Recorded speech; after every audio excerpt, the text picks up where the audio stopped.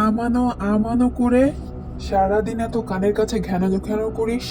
সারাদিন আম খাবো বলে মাথাটা খেয়ে নিস কেন? আজকে তোকে একবারে জন্মের মতো আম খাওয়াবো। প্রতিদিন আম নিয়ে এসো করে আমার মাথাটা খেয়ে ফেলেছিল।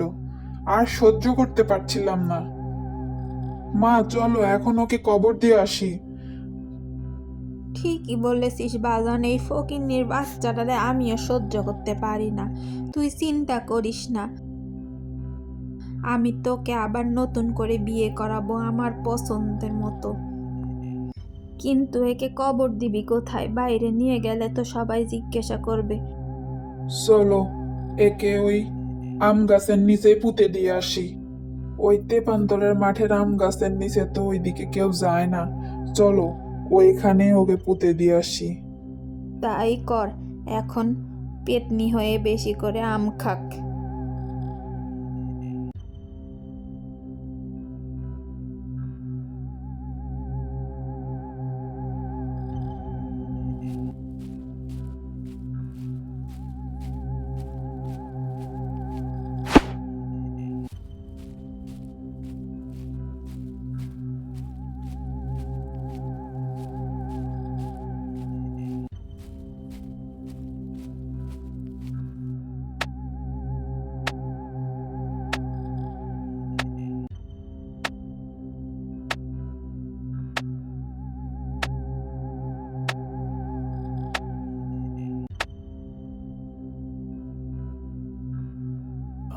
তোর মনের ইচ্ছা পূরণ হলো।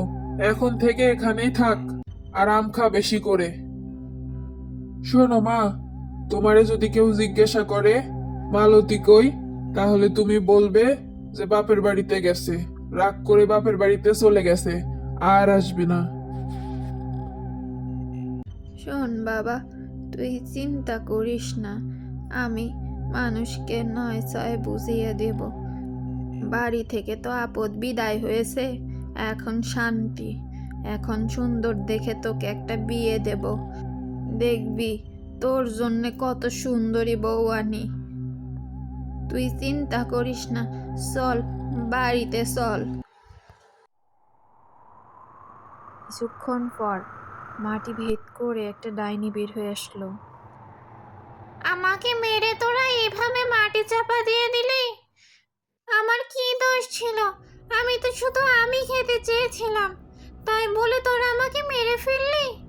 মেরে ফেলে আবার আমাকে মাটি চাপা দিয়েছিস তোরা? আমার জানাজাটুকু পড়িসনি তোরা। আমি কথা দিচ্ছি, আমি আজ থেকে এখানেই থাকবো, এই আম গাছেই থাকবো, আর এই প্রতিশোধ আমি নিয়েই ছাড়বো। কয়েকদিন পর শাহিন তার মায়ের কথায় নতুন বউ নিয়ে বাড়িতে হাজির হলো। মা, ও মা, দেখো কাকে নিয়ে এসেছি। এ তোমার নতুন বৌমা। তোমার পছন্দ হয়েছে মা? শাহিনের মা তো নতুন বউকে পেয়ে অনেক খুশি। নতুন বউ দেখতে শুনতে অনেক ভালো। এদিকে ডাইনি, তোরা আমাকে মেরে আবার নতুন করে সংসার করছিস? আমি তোদের কাউকে ছাড়বো না, আমি ছাড়বো না তোদের। হি হি হি হি হি। আমি তোদের কাউকে ছাড়বো না, আমি প্রতিশোধ নিয়েই ছাড়বো তোদের থেকে। এভাবে দেখতে দেখতে কিছু মাস কেটে গেছে, কিন্তু এখনো কেউ এই রাস্তা দিয়ে একা একা আম নিয়ে যেতে পারে না।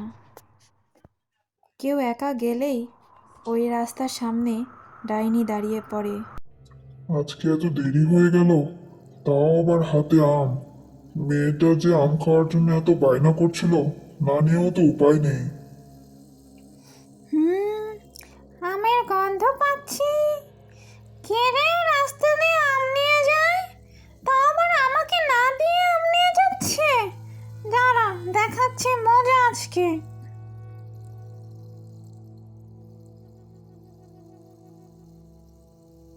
কি রে, তোর এত বড় সাহস হলো এই রাস্তা দিয়ে আম নিয়ে যাচ্ছিস?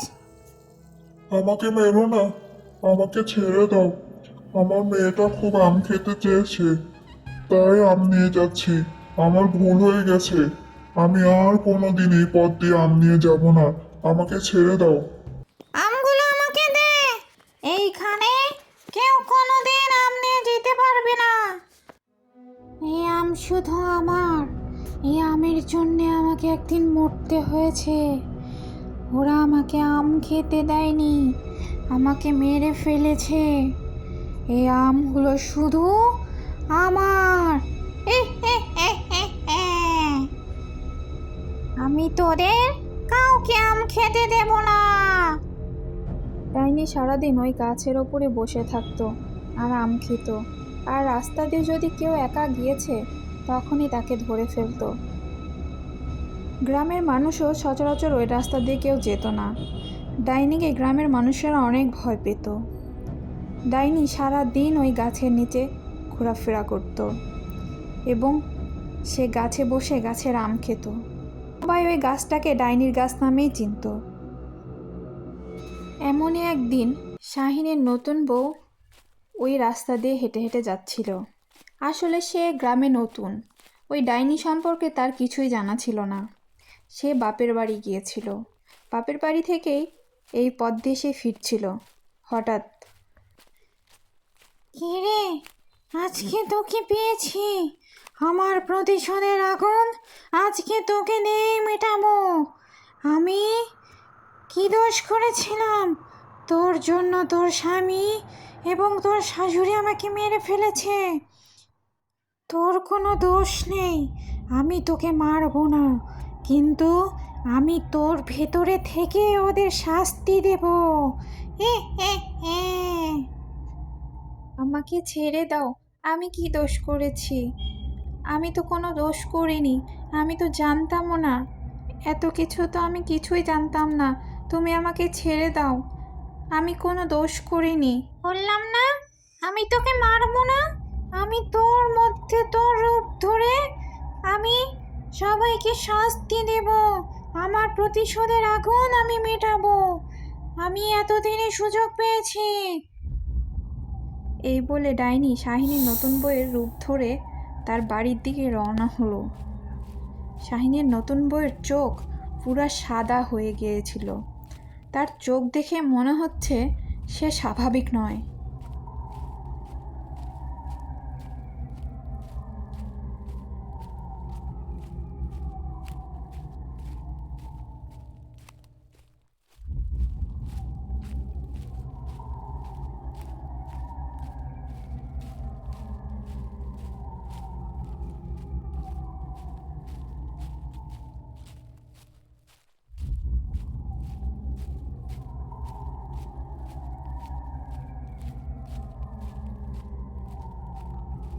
শাহিনের নতুন বউ যখন বাড়িতে আসলো, দুপুরের দিকে শাহিন এবং তার মা খাবার খেতে চাইল।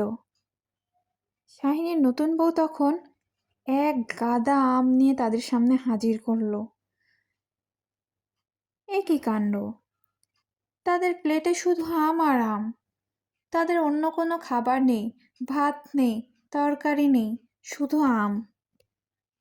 শাহিনের নতুন বউ বলল, আজকে তোমাদের এগুলোই খেতে হবে। এবং শাহিনের মা এগুলো দেখে তো পুরাই অবাক, এবং শাহিন রেগে আগুন হয়ে গিয়েছে। তোরা এগুলো খাবি না? এগুলো তোদের খেতেই হবে। এগুলো তোরা খাবি না কেন? কত কত আম এনেছি, খা, এগুলো তোদের খেতে হবে আজকে। আজ থেকে তোরা শুধু আম খেয়েই থাকবি। শাহিনের বউয়ের এরকম আচরণ দেখে শাহিনের মায়ের আর বুঝতে বাকি রইল না যে কি হয়েছে। সে দোয়া পড়ে শাহিনের নতুন স্ত্রীর গায়ে ফু দিল। এগুলো করে তোদের কোনো লাভ নেই। আমি প্রতিশোধ নিতে ফিরে এসেছি। তোদের কোনো এগুলো করে আর কোনো লাভ নেই। আমি প্রতিশোধ নিবই। এদিকে শাহিনের মা দোয়া পড়তেছে। হঠাৎ ডাইনিটা নিচে পড়ে গেছে। শুধু শাহিনের নতুন বউয়ের নিথর দেহ পড়ে আছে। বাবা, তুই এখনই সে তান্ত্রিক বাবার কাছে যা। আপাতত তো ওকে বশ করা গেছে। তুই এখনই তান্ত্রিক বাবার কাছে যা, তান্ত্রিক বাবাকে সব খুলে বল। তুই আর দেরি করিস না, যা, এখনই যা। ওই ডাইনিটা না আবার নতুন বইয়ের ওপর কখন বলে ভর করে বসে। এখন তো আপাতত গেছে, কিন্তু কিছুক্ষণ পর হয়তো আবার চলে আসবে। তুই তাড়াতাড়ি চলে যা। ঠিক আছে মা, তুমি চিন্তা করো না, আমি এখনই তান্ত্রিক বাবাকে ডেকে আনতে যাচ্ছি। তুমি ওর কাছে বসে থাকো, ওর দিকে খেয়াল রাখো। আমি যাব আর আসবো, তুমি থাকো মা। শাহিন তান্ত্রিকের কাছে গিয়ে সব ঘটনা খুলে বলল। তান্ত্রিক বলল, ঠিক আছে, তুই যা, আমি কাল যাব। এই পানিগুলো নে, এটা হলো পড়া পানি। এই পানি তোর স্ত্রীর মুখে চোখে ছিটিয়ে দিবি। যখন ওই ডাইনি ভর করবে, সাথে সাথে এই পানি ছিটিয়ে দিবি। তাহলে ও আর কিছু করতে পারবে না। যা তুই, কাল সকালবেলায় আমি চলে যাব।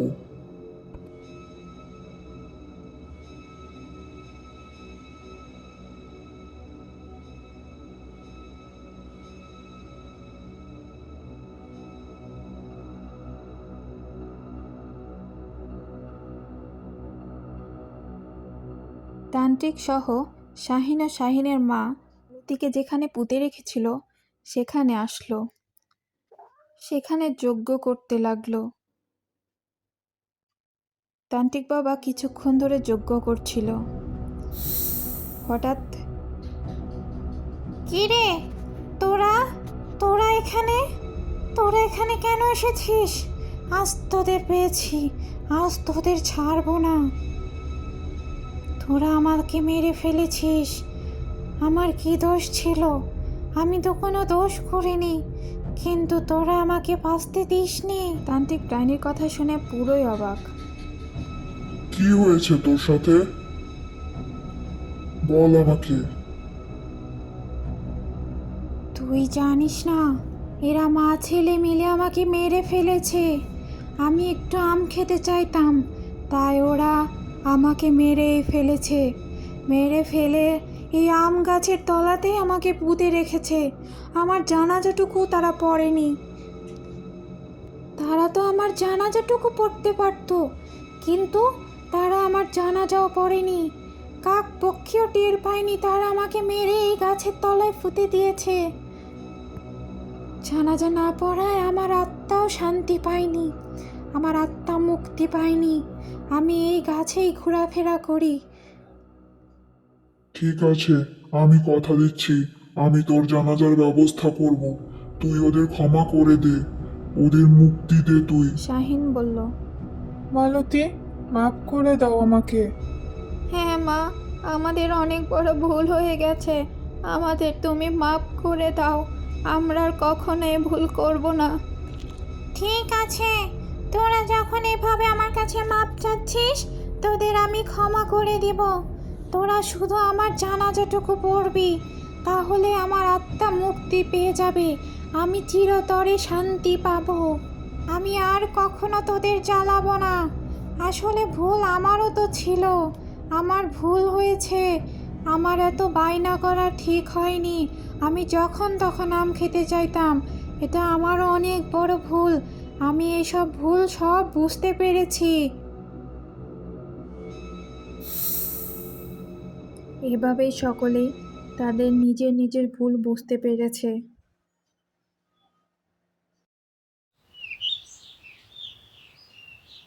কি গো, এই ভর দুপুর বেলা কোথায় যাচ্ছ? ঘাটে যাই পানি নিয়ে আসতে, ঘরে একটা ফোঁটাও পানি নাই।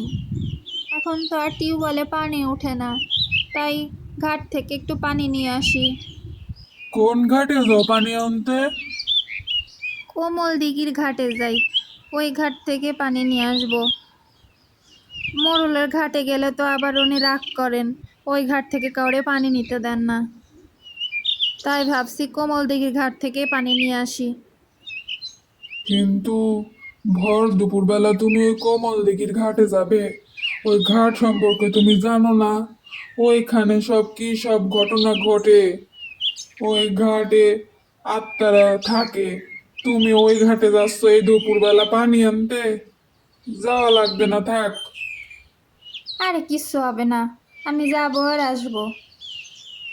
এত ভয় করলে তো আমরা পানি না খেতে পেয়ে মরে যাব। আমি আসছি, থাকো।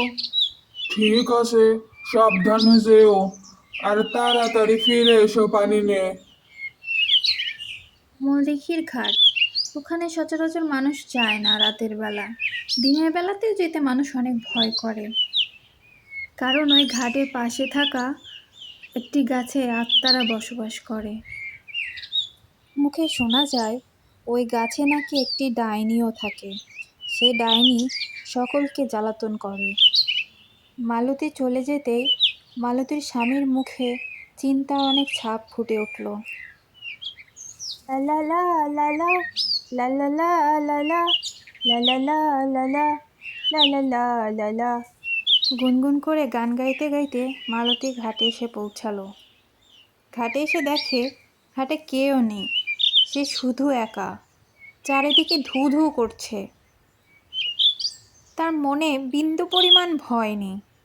সে মনের সুখে এসে ঘাটে পানি নিতে বসলো।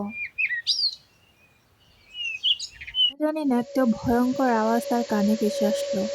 এতক্ষণে তার মনে একটু ভয় হতে শুরু করলো। একটু পর আমরা দেখতে পাই গাছে একটি ডাইনি বসে আছে।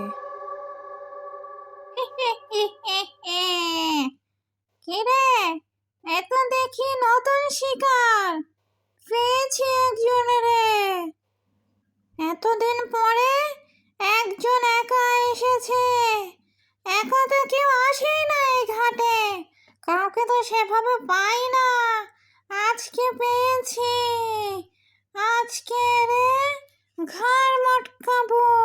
এটা তো দেখি কৃষকের সেই সুন্দরী বউ। আহ, ওদের কি সুন্দর সংসার, কি সুমধুর সংসার। আমার বিয়ের পরে তো আমি এত সুন্দর সংসার করতে পারিনি। অকালেই আমার মৃত্যু হয়ে গেছে। আমি যদি এর বন্দি করে এর রূপ ধরে আমি ওর সংসারে যাই, তাহলে আমিও আমার সংসারের স্বাদ পূরণ করতে পারবো।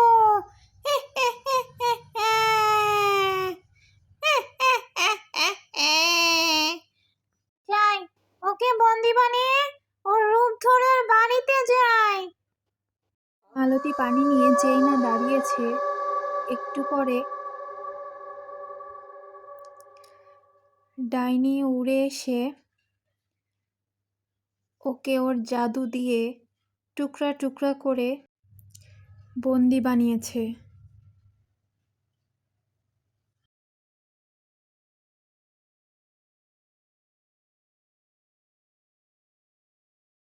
মালতীকে বন্দি বানিয়ে সে মালতীর জায়গায় এসে মালতীর রূপ ধারণ করছে।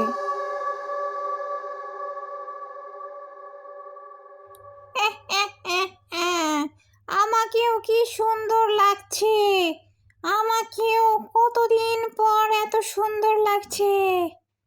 এতদিন পরে আমার মনের স্বাদ পূরণ হয়েছে। যাই, পানি নিয়ে বাড়িতে যাই। ভর দুপুরবেলা রাস্তায় কেউ নেই। সেই শয়তান ডাইনি হাঁটছে আগে আগে, আর কলসটা তার পিছনে পিছনে ভেসে ভেসে আসছে। ডাইনি তো মহা খুশি, তার এতদিনের স্বপ্ন আজ পূরণ হতে চলেছে।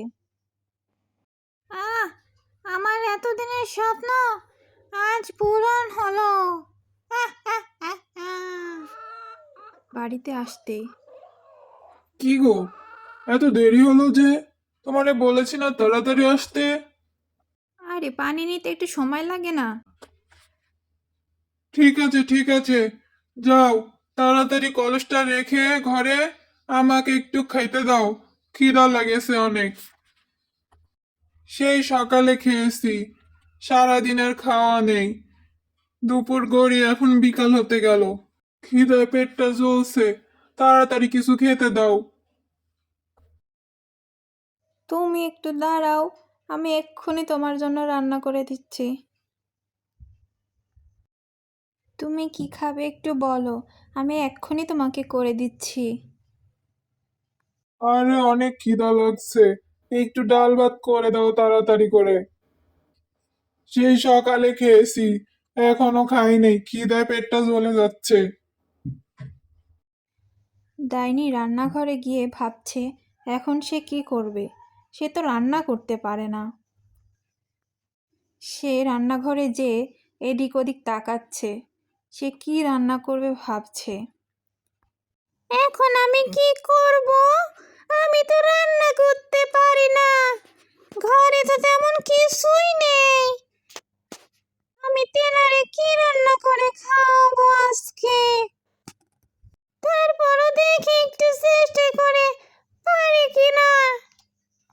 ডাইনি নানাভাবে চেষ্টা করলো আগুন ধরানোর জন্য, কিন্তু তারা তো আগুনে ভয় পায়। তারপর আরে আমি তো জাদু জানি, আমি এত চিন্তা করছি কেন? আমি জাদু দিয়ে 1 মিনিটে সব খাবার নিয়ে আসবো। তারপর ডাইনি জাদু করে নানা রকমের পদ নিয়ে হাজির করলো। ডাইনি তো মনে মনে মহা খুশি। ডাইনি মালতীর স্বামীকে ঘরে ডাক দিল। কই গো, এসো খেয়ে নাও। দেখো তোমার জন্য কত রকমের খাবার বানিয়েছি। এসো তাড়াতাড়ি বসো, বসে ঝটপট করে খেয়ে নাও। এত খাবার দেখে মালতীর স্বামী তো চিন্তায় পড়ে গেছে। সে মনে মনে ভাবছে, এত খাবার কোথা থেকে আসলো?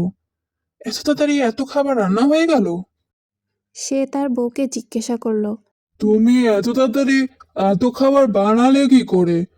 আর ঘরে তো তেমন কিছু ছিল না, তুমি এত কিছু বানালে কি করে? ডাইনি মালতীর স্বামীকে 7 সতরে বুঝিয়ে দিল।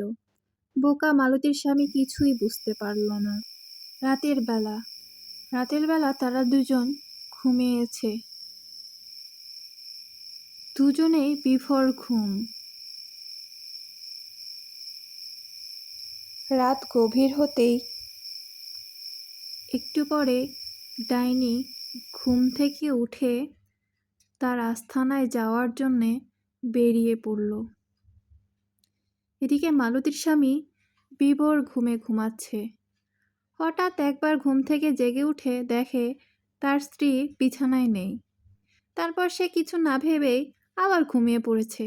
সে ভেবেছিল তার স্ত্রী হয়তো টয়লেটে গিয়েছে। এদিকে ডাইনি তার আস্তানায় যাওয়ার জন্য বাইরে বেরিয়ে এসেছে। অনেকক্ষণ পর শান্তি পেলাম। নতুন সংসার করছি, বান্ধবীকে না বললে কি হয়? শাকচুন্নির সাথে কতদিন দেখা হয়নি। যাই, ওকেও একটু গিয়ে বলে আসি যে আমি সংসার করছি। ডাইনি শাকচুন্নির সাথে দেখা করতে তার আস্তানায় চলে আসলো। কিরে বান্ধবী, ভালো আছিস? তুই জানিস আমি সংসার করছি। আমি একটা কৃষকের বউ। এখন আমার মনের আশা পূরণ হয়েছে রে। বাকি কথা অন্যদিন বলবো রে, আজকে যাই, না হলে কৃষক উঠে গেলে পরে সন্দেহ করবে। থাক তুই, অন্যদিন আসবো। আবার তাড়াতাড়ি বাড়িতে এসে ডাইনি কৃষকের পাশে শুয়ে পড়ল।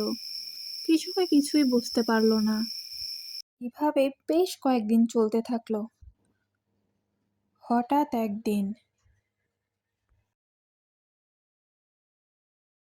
হঠাৎ কৃষক ঘুম থেকে জেগে দেখে তার স্ত্রী আজও বাইরে যাচ্ছে।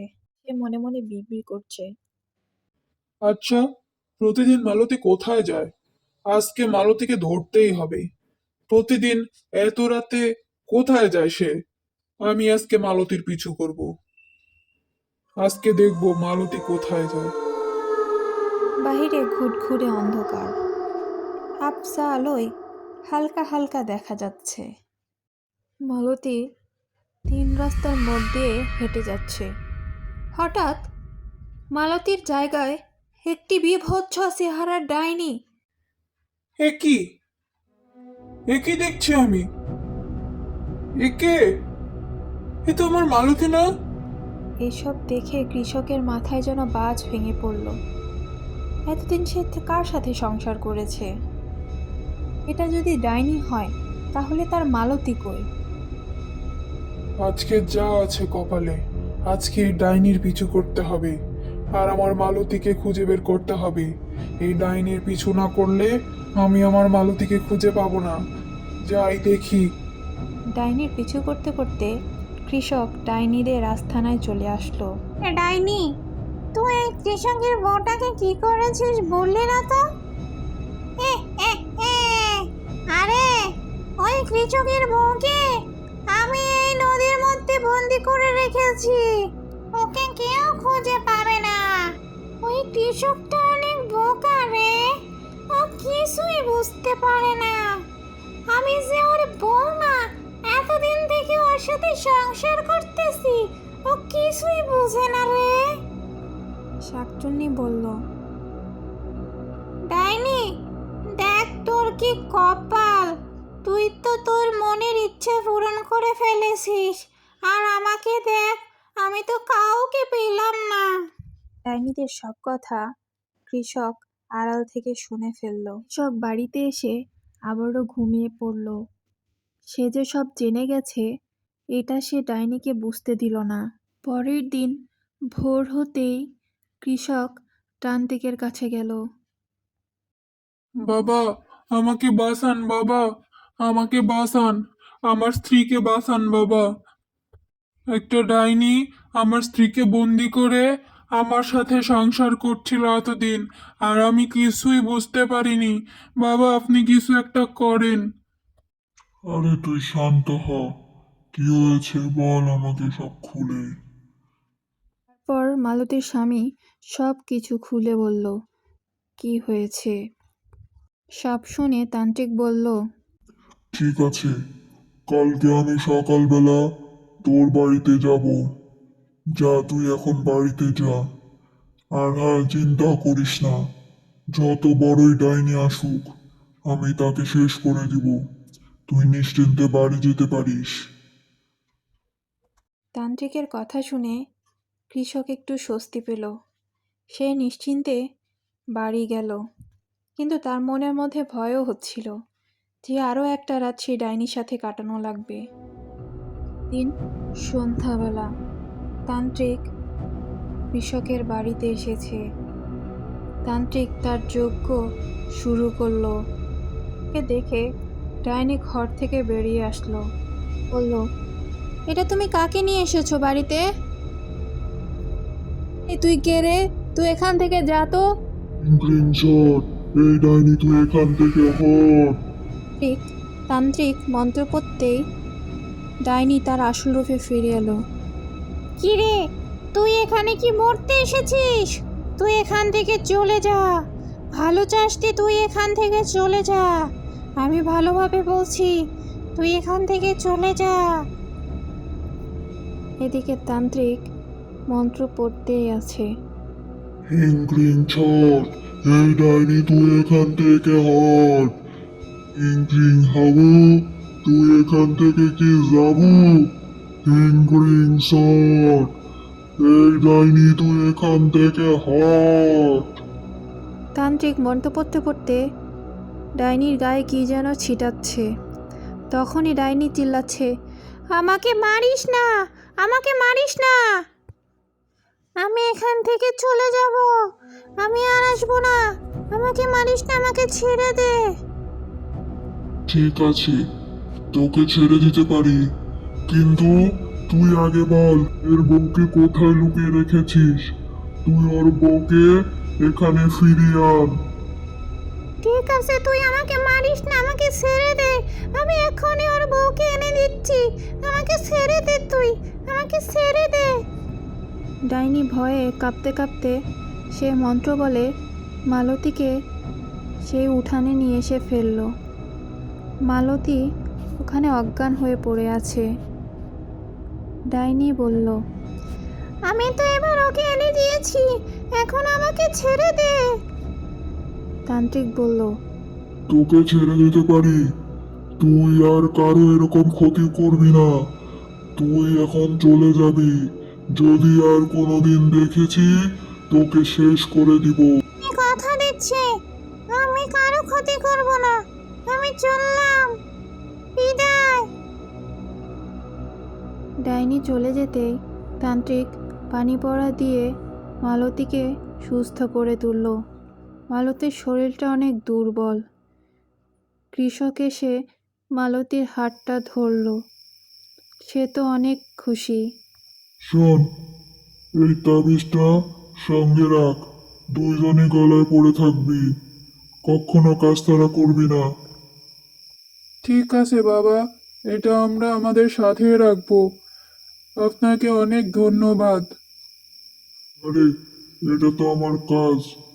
তোরা এখন যা, বাড়িতে যা। তান্ত্রিককে বিদায় জানিয়ে মালতী আর মালতীর স্বামী বাড়িতে চলে গেল।